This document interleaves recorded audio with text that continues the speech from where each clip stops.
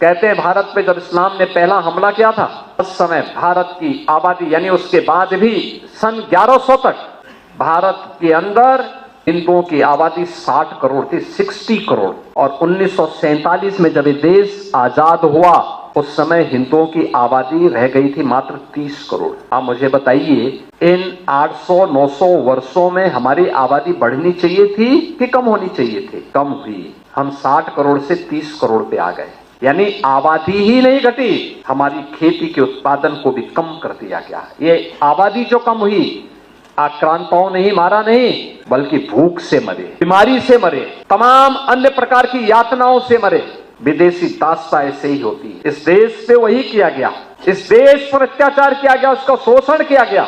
और इस भारत में 300 वर्ष पहले आधी से कम आबादी खेती पे निर्भर करती थी, आधी से अधिक आबादी उद्योग धंधों में लिप्त थी। बड़े उद्योग नहीं, यहाँ पे कल कारखाने थे, लघु सीमांत और लघु और कुटीर उद्योगों का एक जाल फैला हुआ था। ये भारत की ताकत बनती थी। भारत को उत्पादक देश के रूप में, प्रोडक्शन के रूप में भारत का बेहतरीन उत्पादन दुनिया के मार्केट में छाता था। दुनिया का व्यापारी यहाँ आता था, यहाँ से लेके जाता था, यहाँ से व्यापारियों का काफला अपना सामान पहुंचाता था। क्या नहीं था भारत के पास? सब कुछ तो था। लेकिन जिन लोगों ने जाति के नाम पे बांटा, क्षेत्र के नाम पे बांटा, भाषा के नाम पर बांटा, तमाम वादों के आधार पर बांटा, और आज भी वे उसी विदेशी मानसिकता के साथ काम कर रहे हैं। समाज को विभाजित कर रहे हैं, विभाजन कर रहे हैं, बांट रहे हैं, काट रहे हैं। वे लोग इस स्वदेशी अभियान में भी तमाम प्रकार की उंगलियां उठाएंगे।